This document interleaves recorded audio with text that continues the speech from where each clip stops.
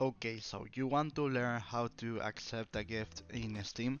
I have the solution for you. The first thing you have to do is be logged in Steam, and then have a friend that sent to you a gift, a gift, and then you have to go to your name here and scroll down until you see inventory.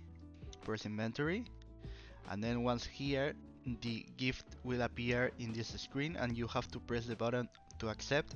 And if you go to these three dots here and go to view gift history, you will see all the gifts you received and all the gifts that you have sent.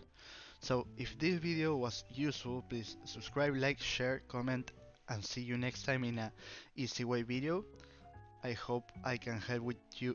I hope I can help you with anything else. So let in the comments some suggestions to me do a video.